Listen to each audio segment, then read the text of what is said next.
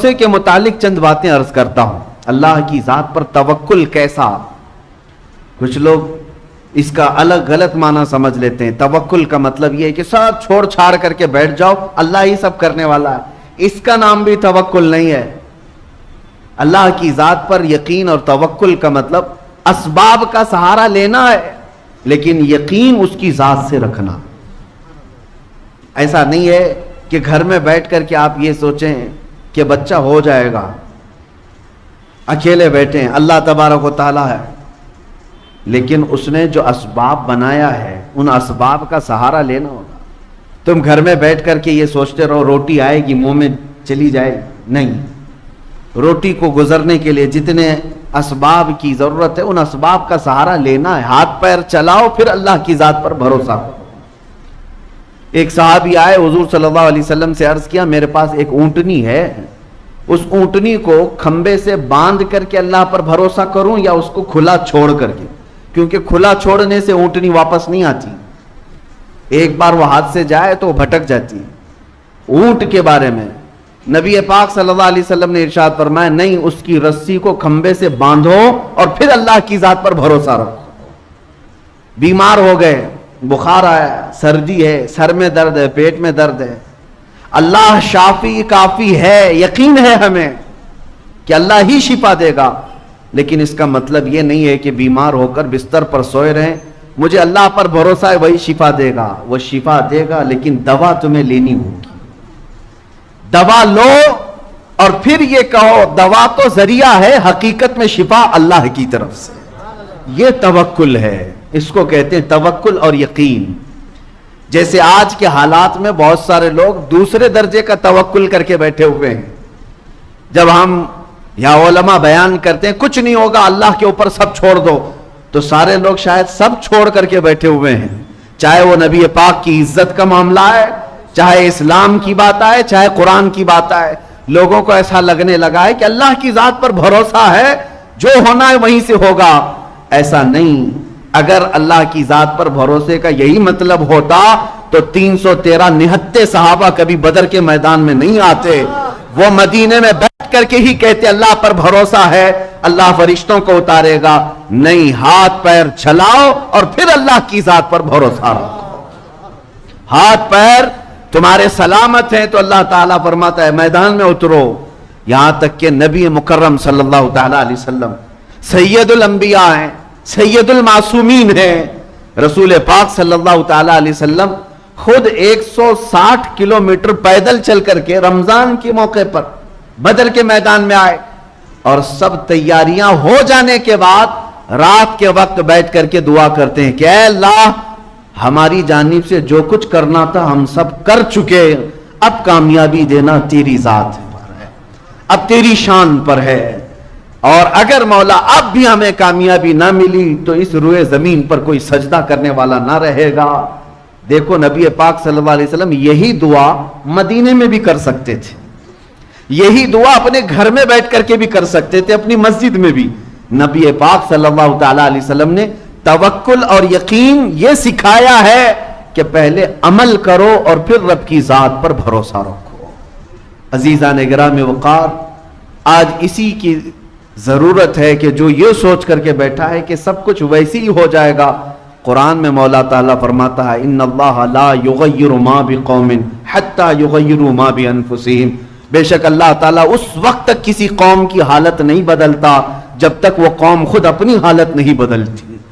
خود تمہیں بدلنے کی فکر نہ ہو اور تم سوچتے ہو کہ دعاؤں سے ہی سب کچھ ہو جائے.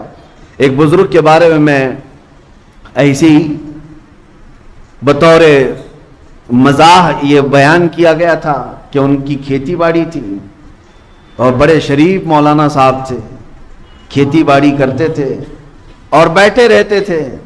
ایک گدھا آتا تھا, فصلیں چر جاتا تھا اور یہ تسبیح پڑھتے تھے لا حول ولا قوت الا باللہ, لا حول ولا قوت الا باللہ. گدھا چلا جائے, گدھا چلا جائے, گدھا چلا جائے, تسبیح 100 بار. گدھا کہاں سے جاتا, وہ فصلیں خوب چرتا تھا اور چلا جاتا تھا, اور ان کی تسبیح ختم نہیں ہوتی تھی. گدھے کو بددعائیں بھی دے رہے ہیں اور اللہ کی تسبیح بھی پڑھ رہے ہیں بیٹھی جگہ. اللہ تعالیٰ کچھ کر دے, اس گدھا چلا جائے, یہ گدھا چلا جائے. کچھ نوجوان تھے وہ دیکھتے تھے روزانہ کہ مولانا صاحب بڑے شریف ہیں، روزانہ صرف تسبیح سے ہی گدھے کو بھگا رہے ہیں، تسبیح سے ہی گدھے کو بھگا رہے ہیں۔ آدھی فصل تو وہ روز کھا گیا تھا گدھا۔ ان نوجوانوں کو رحم آیا، وہ کچھ ڈنڈے لے کر کے میدان آ گئے۔ 4-5 دن کے بعد ڈنڈے لے کر کے آئے، اور اس کے بعد پھر اس کھیتی میں چرنے والے گدھے کو جو تڑ لگایا انہوں نے، تو گدھا چیختے ہوئے جو بھاگا زخمی ہو کر، پھر کبھی نہیں آیا۔ اور وہ نوجوانوں نے آ کر کے کہا مولانا صاحب آپ کی تسبیح اپنی جگہ پر، لیکن ڈنڈے سے جو توکل ہوتا ہے وہ اپنی جگہ پر۔ یعنی اگر آپ بیٹھی ہوئی جگہ پر ہی یہ سوچتے رہیں کہ ہماری کھیتی کوئی نہ چرے اور صرف ہم تسبیح پڑھ کر کے سب بھگا دیں، ایسا نہیں ہے۔ اللہ نے تمہیں قوت فکر بھی دیا ہے، قوت عمل بھی دیا ہے، پہلے اس کا استعمال کرو اور پھر اللہ کی ذات پر بھروسہ کرو۔ اسی کو اقبال نے کہا تھا قوت فکر و عمل پہلے فنا ہوتی ہے جب کسی قوم کی شوکت پہ زوال آتا ہے۔ کسی بھی قوم کے اوپر زوال جو آتا ہے وہ مفلوج ہونے کے بعد کچھ کرنا نہیں ہے، انہیں بیٹھے ہوئے کھانا ہے اور بیٹھے ہوئے سب نئے نئے کرشمے دیکھنا ہے، نئے نئے اچھمبے دیکھنا ہے بیٹھ کر کے۔ نہیں میرے عزیزو، اسلام نے تمہیں عمل کے میدان میں اتارا ہے، عمل کے میدان میں بے خوف و خطر اترو۔ نبی پاک صلی اللہ تعالی علیہ وسلم کی سنتوں کو دیکھو۔ آج ان نوجوانوں سے بھی میں کہتا ہوں جو گھر میں بیٹھ کر کے توکل کر رہے ہوں یا توکل کا غلط معنی اخذ کر رہے ہوں کہ ہمیں کیا ضرورت ہے، اللہ تبارک و تعالیٰ کی ذات پر بھروسہ ہے، رزاق وہی ہے، رزق دے گا۔ وہ جب چیونٹیوں کو رزق دیتا ہے تو ہمیں کیوں نہیں دے گا؟ یقیناً تم اشرف المخلوقات، تو تمہیں بھی رزق دے گا، لیکن حکم اس کا یہ ہے کہ تلاش کے لیے نکلو، تلاش کے لیے نکلو۔ ایک جگہ بیٹھ کر کے انتظار کرنا یہ نہیں ہے توکل۔ نبی پاک صلی اللہ تعالی علیہ وسلم کی بارگاہ میں چلو۔ ایک دن حضرت فاطمہ کے گھر گئے، حسنین کریمین چھوٹے تھے، بھوکے تھے، رو رہے تھے۔ حضرت فاطمہ سے پوچھا کیوں رو رہے ہیں بچے؟ کہا بھوک کی وجہ سے رو رہے ہیں، گھر میں کوئی چیز نہیں ہے، فاقہ ہے۔ نبی پاک صلی اللہ تعالی علیہ وسلم نے فرمایا فاطمہ نہ گھبرا، تیرا باپ اپنے ہاتھ سے محنت کر کے لائے گا اور تیرے بچوں کو کھلائے گا۔ خود رسول پاک صلی اللہ تعالی علیہ وسلم مدینے میں نکلے اور چلتے چلتے نواحِ مدینہ میں، مدینے کے خارج میں ایک باغیچہ تھا، اس میں چلے گئے۔ باغیچے کے مالک سے کہا کیا میں تیرے باغیچے میں مزدوری کروں تو مجھے اس کی کچھ اجرت دے گا؟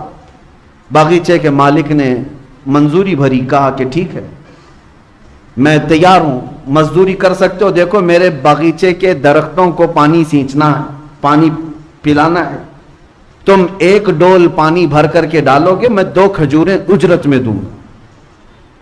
کنویں سے کھینچ کر کے 1 ڈول پانی بھرنا اور ایک درخت پر ڈالنا، اور اس کی اجرت پر صرف 2 کھجوریں۔ نبی رحمت سید العالمین طٰہٰ و یاسین، ہم غریبوں کے آقا جن کے ہاتھ میں مولا نے سارے خزانوں کی کنجیاں تھیں، انہوں نے 2 کھجوروں کی اجرت پر یہ کام کو قبول کر لیا۔ گئے خود اپنے ہاتھ سے کنویں میں ڈول ڈالتے، پانی بھرتے، کندھوں سے اٹھاتے اور لے جا کر کے درخت کو پانی ڈال کے آتے۔ اس پر 1 ڈول پر وہ باغیچے کا مالک 2 کھجوریں دیتا تھا۔ 3 ڈول میرے آقا صلی اللہ علیہ وسلم نے ڈالے، 6 کھجوریں لی۔ 4تھا ڈول جیسی ہی کنویں میں ڈالے، رسی ٹوٹ گئی، ڈول گر گیا کنویں کے اندر، رسی الگ ہو گئی۔ اس بات پر وہ باغیچے کا مالک اتنا غصے میں آیا کہ ہاتھ اٹھا کر حضور پاک صلی اللہ علیہ وسلم کو لگا دیا، کہا تمہیں کام کا طریقہ نہیں معلوم؟ اللہ کے حبیب صلی اللہ علیہ وسلم نے اس وقت تک یہ نہیں فرمایا کہ انا حبیب اللہ، میں اللہ کا حبیب ہوں، یہ نہیں فرمایا، بلکہ نبی پاک صلی اللہ تعالی علیہ وسلم عمل کے میدان میں رزق حلال کے لیے رسی کھینچتے رہے اور اس سے کہتے ہاں یہ مجھ سے رسی ٹوٹ گئی، میں کوشش کرتا ہوں بنا کر کے دے دوں۔ کسی طرح سے اس کی رسی بنا کر کے دیا اور 6 کھجوریں لے کر واپس لوٹائے، اپنے گھر آئے۔ سیدہ زہرا کے گھر بچے رو رہے تھے، 6 کھجوریں خوشی خوشی لا کر کے کھلایا. اس چیز کا کوئی غم نہیں کہ میں مزدوری کر کے آیا, اس چیز کا کوئی غم نہیں کہ باغیچے کے مالک نے ہاتھ اٹھایا. نہیں, میرے گھر میں حلال 6 کھجوریں آئی. اور جب حسنین کریمین کو کھلائے, یہ نبی پاک صلی اللہ تعالی علیہ وسلم کا عمل درس امت ہے, امت کے لیے درس ہے. اس باغیچے کے مالک کو حضور کے جاتے ہی اندر سے بے چینی اور بے قراری شروع ہوئی کہ اتنا حسین و جمیل نوجوان میرے پاس آیا, اور کام کرتے کرتے اس سے اگر رسی ٹوٹ گئی تھی تو میں نے ہاتھ اٹھا دیا, غلط کیا. اور اس بے چینی میں موجود تھا. بے چینی میں کوئی صاحب وہاں سے گزر رہے تھے, ان سے روتے ہوئے اس باغیچے کے مالک کو پوچھا کیا بات ہے, بے قراری کس بات کی؟ اس نے کہا ایک ایسا مرد یہاں پر آیا تھا بڑا حسین و جمیل, اور اس نے رسی سے میرے باغیچے میں ڈول پانی بھر بھر کر کے سینچا, لیکن اس سے رسی ٹوٹ گئی تو میں نے ہاتھ اٹھایا, اس کے بعد سے مجھے بے چینی ہے. اس آنے والے نے پوچھا بتا تو صحیح ان کا حلیہ کیا تھا؟ حلیہ بتانے والے جو بتاتے تھے, اللہ اکبر, سنتے ہی ساننے والے ہیں, وہ صحابی رسول تھے, رو پڑے, کہا نادان تجھے پتہ نہیں وہ سید الانبیاء ہیں, وہ رسول خدا تھے جن پر تو نے ہاتھ اٹھایا. وہ نہیں جانتا تھا, وہ پہچانتا نہیں تھا. اس نے کہا اتنی بڑی شخصیت پر میں نے ہاتھ اٹھایا تو اس ہاتھ کی ضرورت نہیں, تلوار لیا اور اپنے ہاتھ کو مونڈھے سے کاٹ دیا. کہا مجھے اس ہاتھ کی ضرورت نہیں. عزیزان گرامی وقار, حضرت شہاب الدین قلیوبی رحمۃ اللہ علیہ نے اس کو لکھا ہے.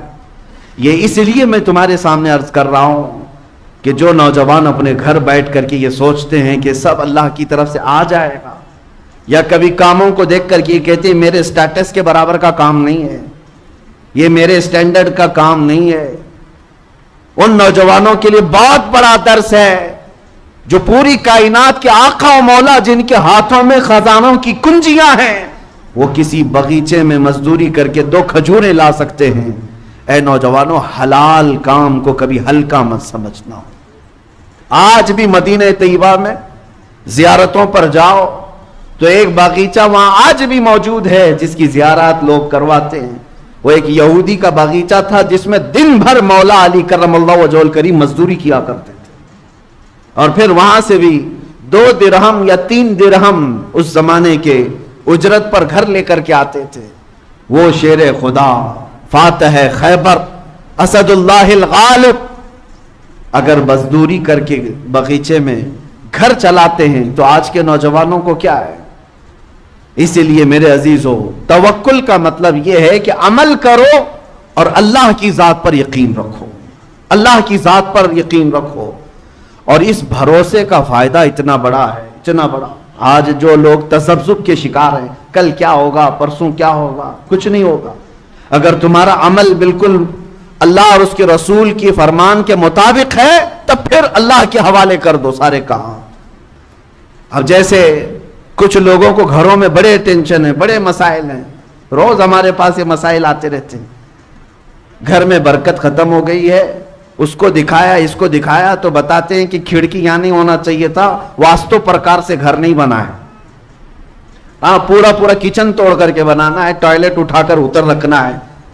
میں کہتا ہوں تم اپنے گھر میں 1000 کھڑکیاں کھول لو, برکت ہوا سے نہیں آتی, برکت موسم سے نہیں آتی.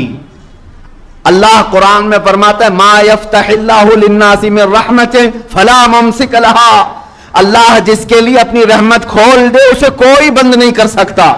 وما یمسک فلا مرسل لہ, اور اللہ جس کے لیے بند کر دے کوئی اس کا دروازہ کھول نہیں سکتا. اللہ رب العزت قادر مطلق ہے, تمہاری کھڑکیاں ادھر ادھر ہونے سے نہیں, تم اپنا عمل صحیح کر لو گھر کے اندر. اور اس کے بعد میرا چیلنج ہے, کوئی کھڑکی بھی نہ ہو, دروازہ بھی نہ ہو. حدیث پاک میں ہے اللہ پر بھروسہ کرنے والا 70 دروازوں کے اندر بھی بیٹھے مولا اسے پتھر سے بھی رزق عطا فرمائے, پتھر سے بھی اس کے لیے رزق کھول دے گا. اور یہ بھی حدیث پاک میں ہے اگر کوئی بندہ اللہ کی ذات پر بھروسہ کر کے اپنے آپ کو چھپانا چاہتا ہے, حضور فرماتے 70 دروازوں کے اندر بھی ہوگا, مولا اس کی محبت پوری کائنات کے دلوں میں ڈالتا. یہ تمہارے ذریعے سے نہیں ہوتا, تمہارے توکل اور یقین سے ہے. اللہ کی ذات پر یقین رکھو. یہ تمام چیزوں کے ذریعے نہ برکت آتی ہے نہ برکت جاتی ہے. تمہارے اپنے عمل کی طرف توجہ کرو, تمہارے عمل کی طرف توجہ ضروری ہے. اور آج ان تمام چیزوں پر تو بھروسہ ہونے لگ گیا, اللہ کی مدد پر کیوں نہیں؟ وہ صحابہ کیوں یقین رکھتے تھے جانتے ہیں؟ اس لیے کہ اللہ کی ذات پر انہیں یقین اس لیے تھا کہ اس کے ہر فرمان پر وہ عمل کی کوشش کرتے. انہیں دیکھو, چھوٹی یعنی 50 سال کے شراب کی عادت جن کو تھی, ایک فرمان رسول آیا مدینے میں, سارے لوگوں نے اپنے مٹکے توڑ دیے, اپنے پیالے توڑ دیے, جو منہ تک لگا چکے تھے وہ بھی پھینک دیے. نہیں, اب رسول اللہ کا فرمان آ گیا ہے. جب اس طرح کا عمل ہو, اللہ اس کے رسول کے بعد پھر کچھ نہیں کرنا, پھر دیکھو اللہ کی ذات پر بھروسہ. قرآن کہتا ہے وَمَن يَتَوَكَّلْ عَلَى اللَّهِ فَهُوَ حَسْبُهُ, جو اللہ پر بھروسہ کرے اللہ اس کے لیے کافی ہے, اللہ اس کے لیے کافی ہے. وہ کہاں سے کیسے حفاظت کرتا ہے پھر دیکھنا تم. صدیق اکبر رضی اللہ تعالیٰ عنہ فرماتے ہیں غار ثور میں جب نبی پاک صلی اللہ علیہ وسلم کے ساتھ وہ موجود تھے 3 دن تک, کفار مکہ یہاں تک پہنچ گئے تھے. حضرت ابو بکر کہتے ہیں میں آسانی سے ان کی گردنیں دیکھ رہا تھا, وہ سب غار کے قریب آ گئے تھے. اگر وہ اپنے پیروں کو اٹھا دیتے, پنجوں کے بل کھڑے ہو جاتے تو ہم دونوں انہیں نظر آ جاتے, کافروں کو نظر آ جاتے. اتنے قریب تک آ گئے. تب حضرت ابو بکر صدیق کہتے ہیں مجھے گھبراہٹ ہوئی, بے چینی ہوئی کہ اگر یہ پنجوں کے بل کھڑے ہو کر کے دیکھ لیں غار میں ہم نظر آ جائیں گے. نبی پاک صلی اللہ تعالی علیہ وسلم سے اس وقت انہوں نے کہا تھا اب کیا ہوگا یا رسول اللہ. تب میرے آقا صلی اللہ علیہ وسلم نے جو جملہ فرمایا اس کو قرآن میں بھی ارشاد فرمایا. مولا کہتے ہیں میرے آقا لا تحزن ان اللہ معنا, ابو بکر گھبرا مت, اللہ ہمارے ساتھ. یہ جملہ ایسا ہے جو پوری زندگی گزارنے کے لیے کافی ہے. بے شک اللہ ہمارے ساتھ ہے. حضرت ابو بکر صدیق فرماتے ہیں پوری زندگی بھر اس جملے کی وجہ سے مجھے کبھی کسی طاقت سے خوف نہیں آیا, کبھی کسی طاقت سے خوف نہیں آیا. وہ زمانہ بھی یاد کریں جب آپ خلافت پر فائز تھے, ایک ہی ساتھ 3 محاذ پر لڑ رہے تھے. حضرت اسامہ بن زید کا لشکر بھی روانہ کر رہے ہیں, جو زکوٰۃ کے منکرین تھے ان سے بھی لڑ رہے ہیں, مسیلمہ کذاب جو نبوت کا جھوٹا دعویٰ کیا اس سے بھی لڑ رہے ہیں. ایک ہی موسم میں پورا مدینہ خالی ہے. حضرت عمر آ کر کے کہنے لگے حضرت ابو بکر سے کہ صدیق اکبر ایک ایک کام سٹیپ بائی سٹیپ کرتے ہیں یہاں, ورنہ مدینے میں کیا ہو جائے گا. حضرت ابو بکر صدیق رضی اللہ تعالیٰ عنہ فرماتے ہیں اللہ تبارک و تعالیٰ نے جو مجھے طاقت دی ہے میں اپنی عمر کے کم حصے میں ہر کام کو مکمل کرنے کے لیے اس وقت تک اترا رہوں گا چاہے مدینے والوں کی رانوں کی چمڑیاں بھی اتر جائیں. یہ توکل یقین تھا کہ اللہ تبارک و تعالیٰ میری مدد فرمائے گا. حضرت عمر کہتے ہیں اس دن مجھے اندازہ ہو گیا کہ حضرت ابو بکر کے سینے کو اللہ نے کتنا مضبوط کیا. یہی ایمان ہے میرے عزیزو, یہی توکل ہے. آؤ نبی پاک صلی اللہ تعالی علیہ وسلم کے فرامین کو یقین کے ساتھ عمل کر لینا, اس کے بعد پھر زندگی کا لطف بھی کچھ اور ہوتا ہے. آپ نے دیکھا ہوگا میں سورہ بقرہ کی تفسیر برسوں سے کرتا ہے, آپ کو بھی پتا ہے, یہاں پر تفسیر بھی ہوئی. سورہ بقرہ گائے کا نام ہے نا, بقرہ گائے کو کہتے ہیں اور اس سورہ کا نام ہی گائے. واقعہ جو پیش آیا تھا بنی اسرائیل میں, ایک آدمی مالدار آدمی قتل ہو گیا تھا اور قاتل کو ڈھونڈنا تھا, کون مرڈر کیا ہے. حضرت موسیٰ علیہ السلام کے پاس قوم آئی, کہا کہ اس کا قاتل کون ہے معلوم کیجئے. اللہ سے انہوں نے دعا کی تو اللہ نے فرمایا ایک گائے ذبح کرنے کے لیے کہو. کیسی گائے چاہیے تھی؟ ایسی گائے جو کسی نے پالا نہ ہو, ایسی گائے جو دیکھنے میں پیلے رنگ کی ہو, آنکھوں پر بھا جاتی ہو, خوبصورت ہو, نہ کبھی کسی کھیتی میں کام کی ہو. اس طرح کی گائے اللہ نے قرآن میں فرمایا وہ ذبح کریں اور اس کی پونچھ لے کر کے وہ مرے ہوئے آدمی کو ماریں, وہ خود زندہ ہوگا, بتائے گا اسے کون قتل کیا. یہ اللہ کا امتحان بھی تھا. ایک آدمی قتل ہوا ہے, اس کو جانچنے کے لیے گائے کا کیا تعلق ہے. یہاں پر بھی میرے عزیزو یہ تعلق ڈھونڈنا تمہارے اور ہمارے کاموں میں ہو سکتا ہے, اللہ کے کاموں میں نہیں. تم یہ نہ پوچھو کہ اس کام کا اس سے کیا تعلق. بہرحال میں واقعہ شارٹ میں بتا رہا ہوں, یہ گائے ان کو کہاں ملنی تھی, ڈھونڈنا تھا. اتفاق ایسا اسی زمانے میں ایک نیک آدمی, اس کا ایک چھوٹا بیٹا تھا, بیوی تھے, گھر چھوٹا سا تھا, چھوٹی سی فیملی, لیکن وہ بندہ بڑا پرہیزگار. اچانک بیمار ہوا. اس کے گھر میں کوئی چیز نہیں تھی سوائے ایک گائے کے بچیا. ایک گائے کی بچیا تھی, چھوٹی سی تھی. اس نے دیکھا کہ بیماری اس کی بڑھتی جا رہی ہے اور مرنے کے قریب آ گیا. میری بیوی اور بچے کی دیکھ بھال کون کرے گا؟ ہم تو انویسٹ کر کے چلے جائیں یا نامینیٹ تو کر دیں, بیوی کے نام اتنی جائیداد, بچے کے نام اتنی جائیداد, فلاں بینک میں کچھ رکھ کر کے جائیں. لیکن اس اللہ والے نے اس گائے کی بچیا کو اٹھایا اور جنگل میں لے گیا. جنگل میں لے جا کر کے چھوڑ کر کے اللہ کو پکارتا ہے, اے اللہ تیرے سے بہتر حفاظت کرنے والا کوئی نہیں. میری موت کے آثار قریب نظر آ رہے ہیں اور میرے گھر میں میرا بچہ چھوٹا ہے. میں یہ گائے کی بچیا تیرے حوالے کر رہا ہوں. جب میرا بیٹا جوان ہو جائے تو تو اسے یہ لوٹا دینا. یہ توکل کا اعلیٰ درجہ ہے. جنگل میں لے جا کر چھوڑنے کی کیا ضرورت؟ میدان میں ہی چھوڑ دیتا, وہ گائے ادھر ادھر چرتی پلتی. نہیں, جنگل میں جبکہ بھیڑیا بھی ہیں, شیر بھی ہے, کوئی بھی کھا جاتا. یقین کا درجہ یہی تو سمجھ میں آتا ہے کہ اللہ کی ذات پر کیسا بھروسہ تھا. چھوڑ کر کے چلا آیا اپنے گھر, اپنی بیوی کو بتایا میں جنگل میں اللہ کے نام پر ایک گائے چھوڑ آیا ہوں. جب میرا بیٹا جوان ہو جائے تو اسے کہنا جا کر کے اللہ سے وہ مانگ لے. کیا تعلقات تھے اپنے رب کی ذات سے, کیسے تعلقات تھے. ہونا تو یہی چاہیے کہ تم کہیں تھک جاؤ, اس کو سنانے سے بہتر ہے مسجد میں آؤ, سیدھے اپنے اللہ سے باتیں کرو. اللہ کو سناؤ کہ مولا میں تیرا بندہ ہوں, تو میرا خدا ہے. میں جاؤں تو اس کے ہاں کیوں جاؤں, تیرے دربار میں آتا ہوں. اس میں جو لذت ہے دل کے اندر وہ کہیں نہیں ملے گی. دوسرے کو سناؤ اپنی تکلیف, آج ہو سکتا ہے تسلی دے دے, کل چار کو بتائے گا دیکھا فلاں جو ہے اتنی مصیبت میں. تمہیں تو وہ ہر جگہ بے عزت کرتا رہتا ہے, لیکن مولا کی شان یہ ہے تمہاری چیزوں کو چھپاتا بھی ہے اور نوازتا بھی ہے. وہ بچہ جوان ہوا, بیوہ عورت تھک گئی تھی کما کر کے کھلا کر کے, اپنے بیٹے سے کہتی ہے بیٹا دیکھ اب میری بھی عمر ساتھ دینے چھوڑ چکی ہے. تیرے باپ نے ایک گائے کی بچیا جنگل میں چھوڑی تھی, وہ ہو سکتی ہے بڑی ہو گئی ہوگی, گائے بن گئی ہوگی. تو جا اللہ کے نام پر پکار, شاید وہ تجھے گائے مل جائے, اس کو بیچ کر ہم اپنا گھر چلا لیں.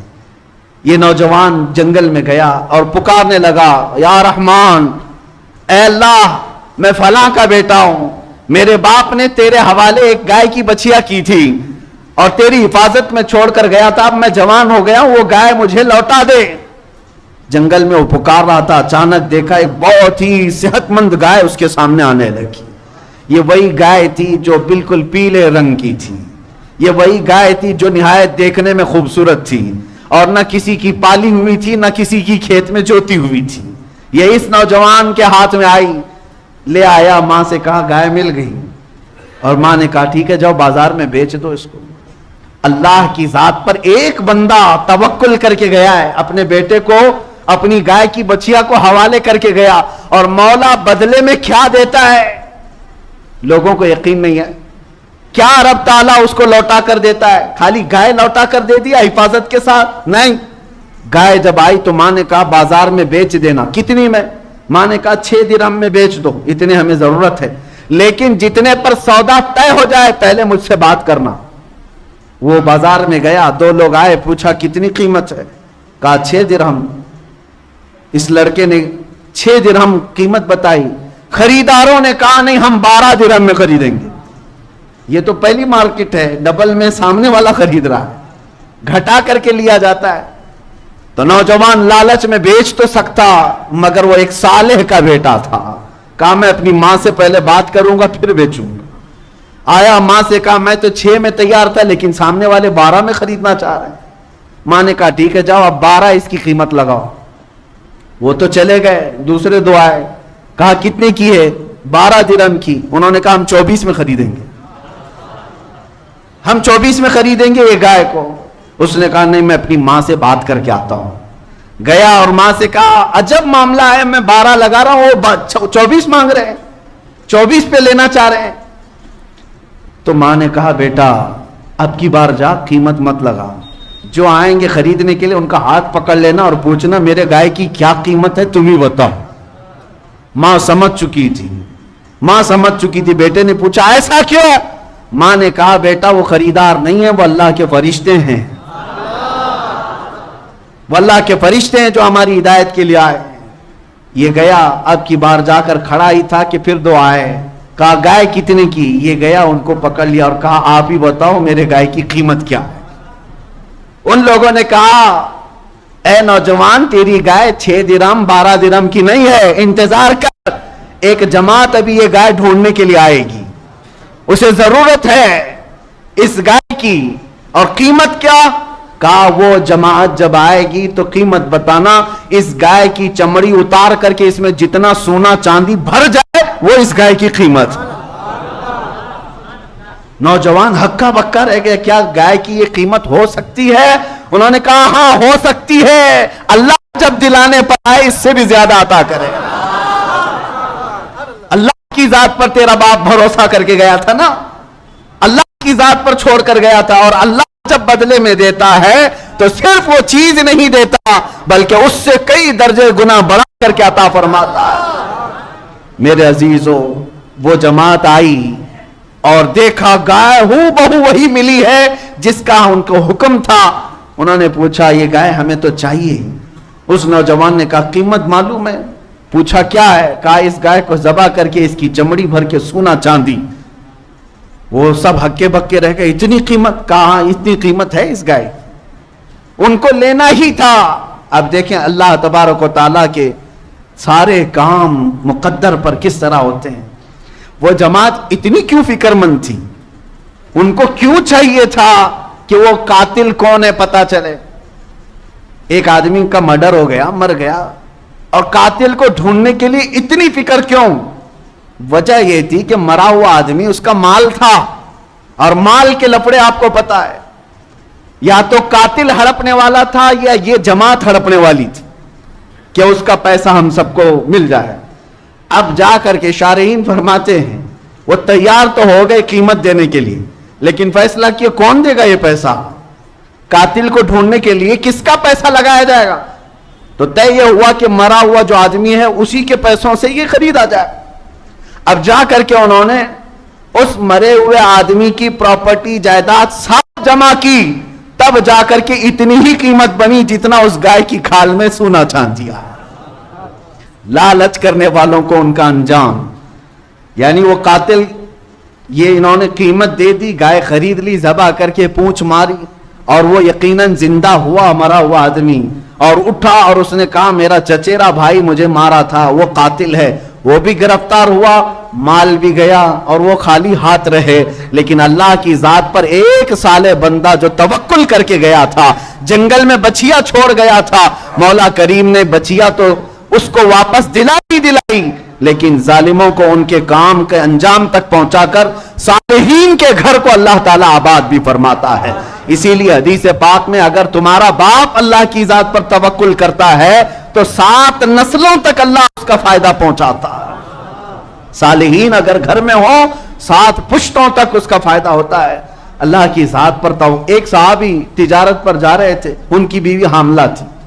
بیوی نے کہا ابھی اس حالت میں جا رہے ہو، بچے کی ولادت کے دن قریب ہیں، یہ بچہ ہے پیدا ہونے والا ہے، کس کے حوالے کر جا رہے ہو؟ صحابی اس خاتون کے اپنی بیگم کے پیٹ پر ہاتھ رکھتے ہیں اور کہتے ہیں یہ بچہ تو اللہ کے حوالے ہے، توکلت علی اللہ، اللہ کی ذات پر میں نے چھوڑ دیا ہے، گھبرا مت میں جلدی آ جاؤں گا تجارت سے. گئے، وہ تجارت پر گئے، اور ادھر بچے کی ولادت ہونے سے پہلے ہی خاتون کا انتقال ہو گیا. درد ذہ میں، ولادت کے درد میں وہ برداشت نہ کر سکی، انتقال ہو گیا. لوگ لے گئے قبرستان میں دفن کر کے آ گئے. ان کو جب خبر ملی تو وہ جلدی اپنا سامان لپیٹ کر واپس پہنچے. بڑا غم ہوا کہ بیگم نے کہا تھا اس حالت میں چھوڑ کر مت جاؤ، کاش میں ہوتا تو کچھ سہارا تو ہوتا. لیکن بہرحال غم کے عالم میں وہ قبرستان پہنچے اپنی بیوی کی قبر پر. جب وہاں قبر کے پاس پہنچے تو قبر کھلی ہوئی تھی اور ایک بچے کے رونے کی آواز آ رہی. 3 دن گزر چکے ہیں.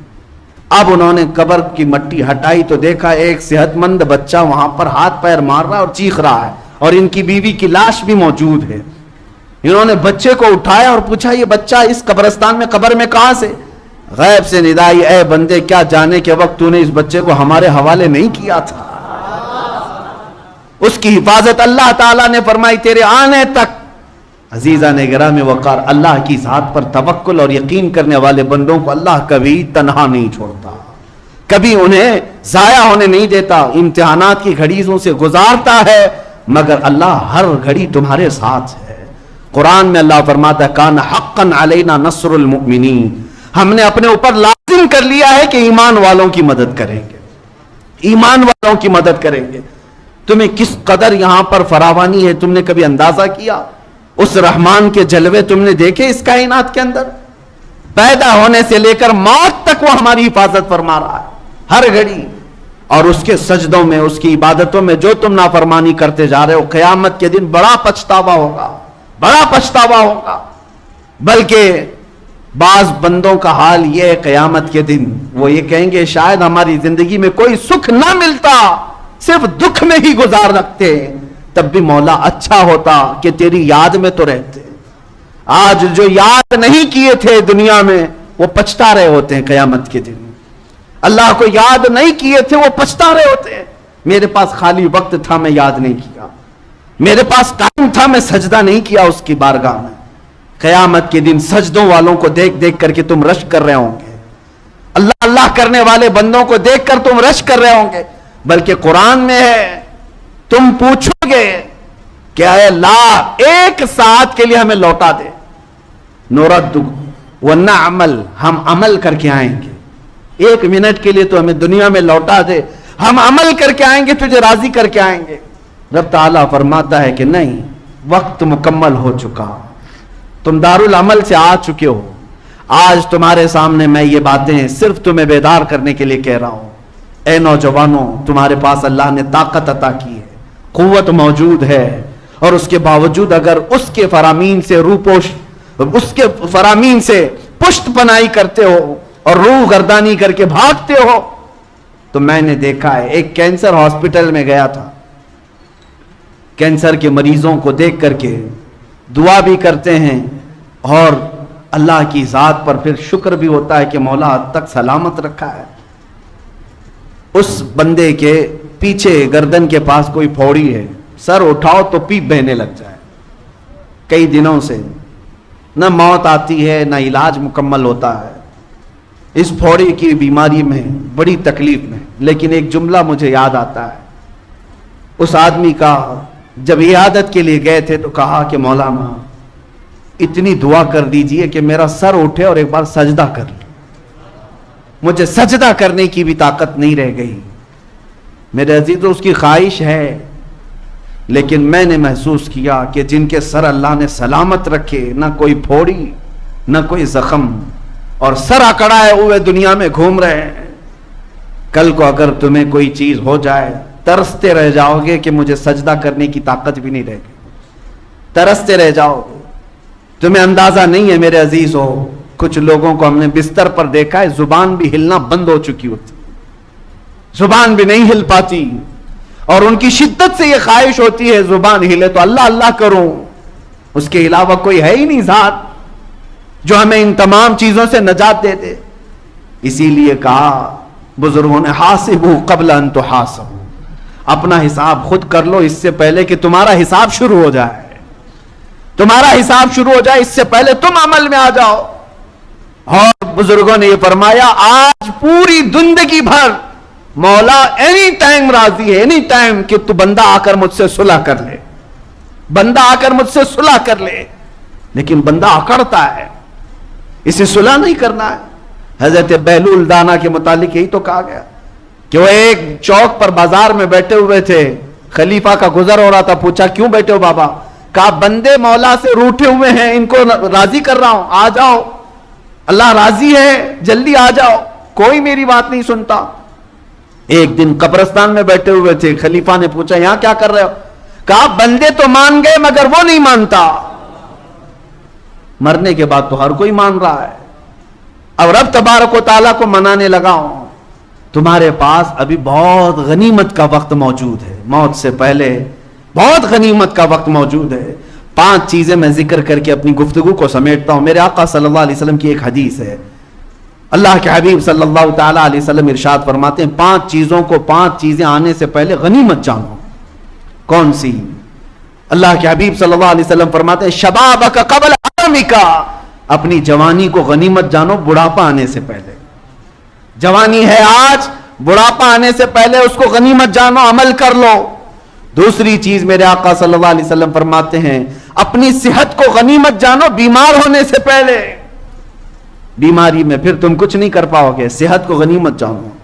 اور تیسری چیز میرے آقا فرماتے ہیں اپنی مالداری، آج کشادگی ہے، اس کو غنیمت جانو محتاج ہونے سے پہلے.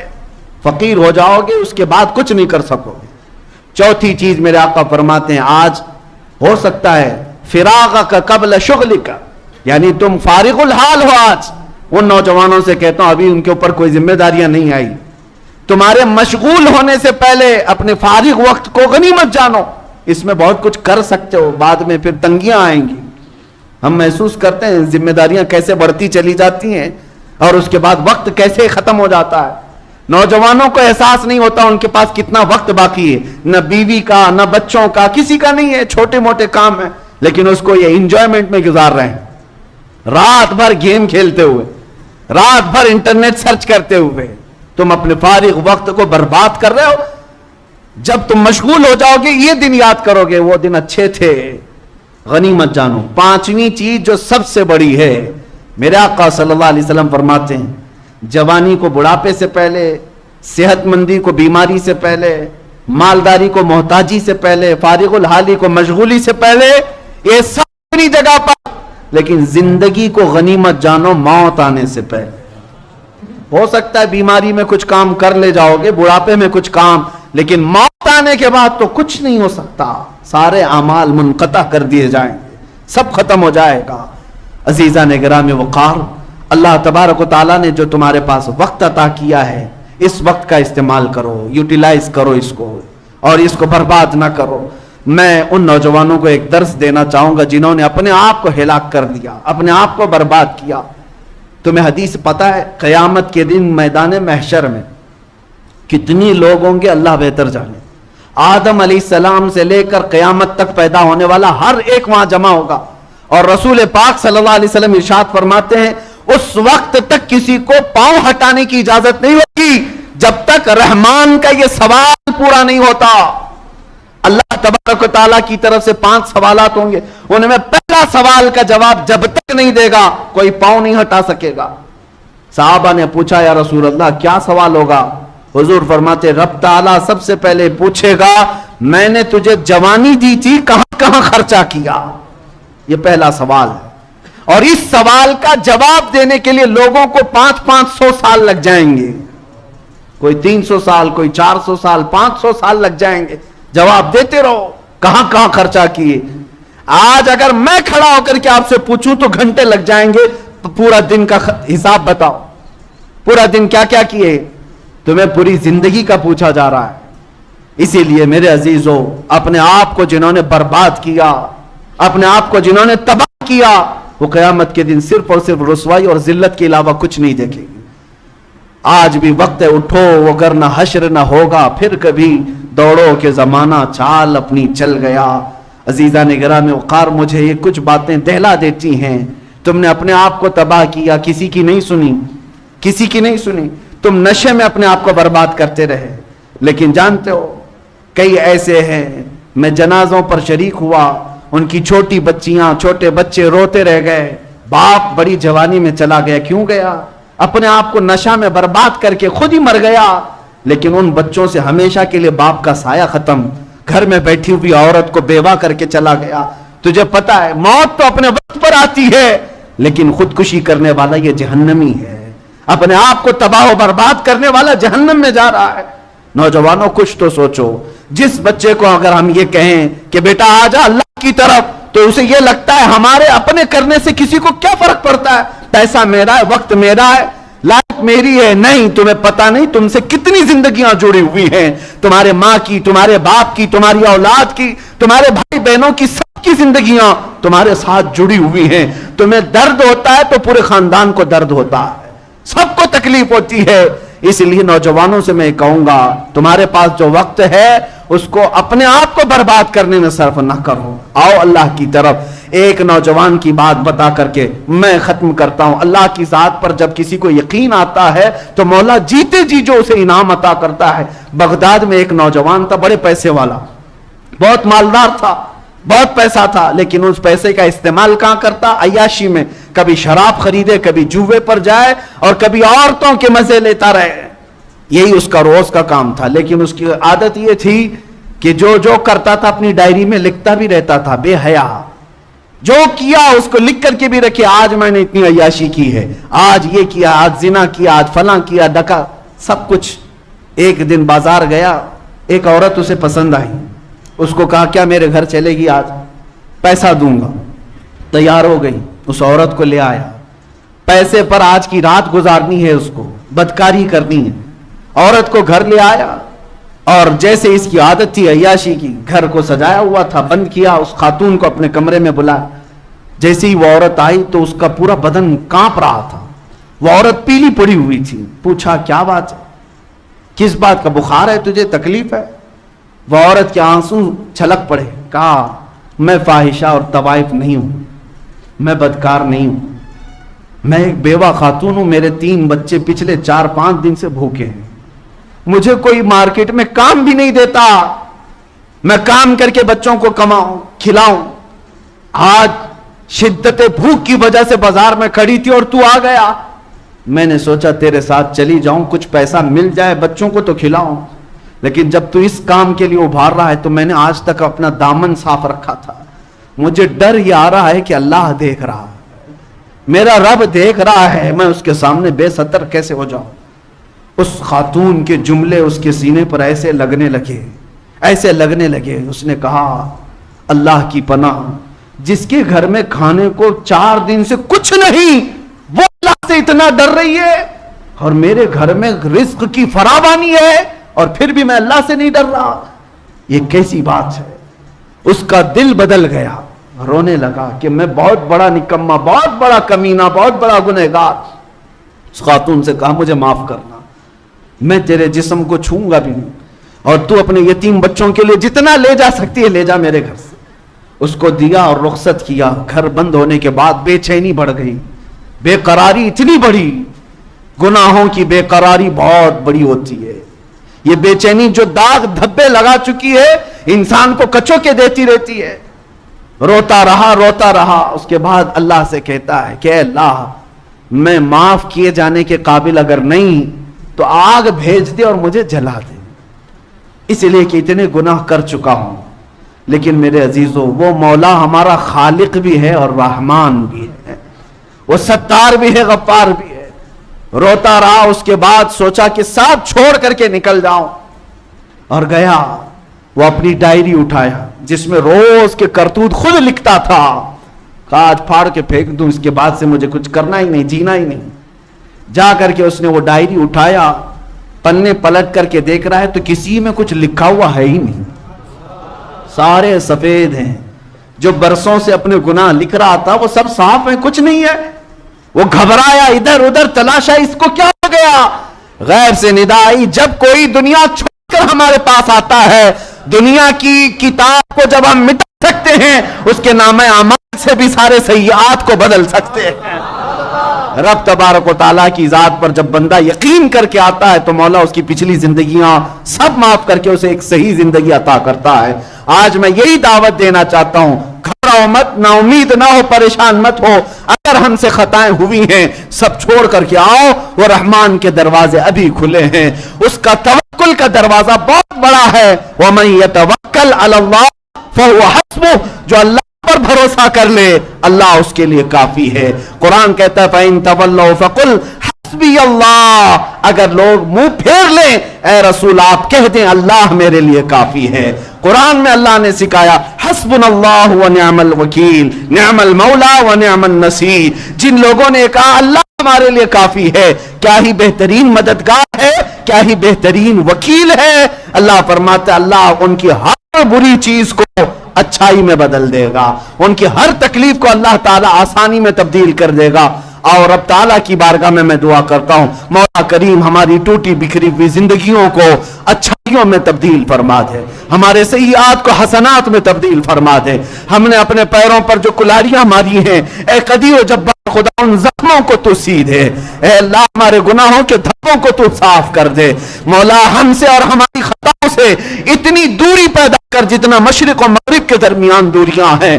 اے کریم خدا ارحم الراحمین، جب تو اپنے بندوں کو دھلنے پر آئے تو جنت کے غسالے سے انہیں دھل دیا کرتا ہے۔ اے کریم خدا جمعہ کے اس مقدس دن میں تیرے حبیب کے شہدائی تیرے دربار میں جو مانگ رہے ہو صرف اتنا کہ ہمیں پاکیزہ زندگی عطا فرما دے۔ اے اللہ تو اپنا خوف ہمارے سینوں میں عطا فرما۔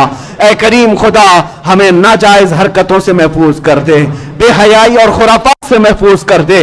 آج ہماری قوم کے بچے جو ہم سے بھٹکے ہوئے ہیں مولا ان سب کو تو جمال مصطفیٰ کا عاشق بنا دے۔ اے اللہ ان سب کے قدموں کو سنبھال لے۔ اے رب ذوالجلال جو نشہ میں پڑے ہوئے ان کو آزادی دے دے، جو بے حیائی میں پڑے ان کو آزادی عطا کر دے۔ اے کریم خدا اگر ہم جیسوں کو تو نے معاف کیا تو تیری رحمت کے خزانے میں کوئی کمی نہ ہوگی، اور اگر تو عذاب دیتا ہے تو مولا تیرے ہی تو بندے ہیں۔ اے اللہ ہم تیرے ہی تو بندے ہیں، تجھ سے جو منہ چھپائیں تو کریں کس کے سامنے؟ کیا آپ کسی سے توقع نظر کی ہے؟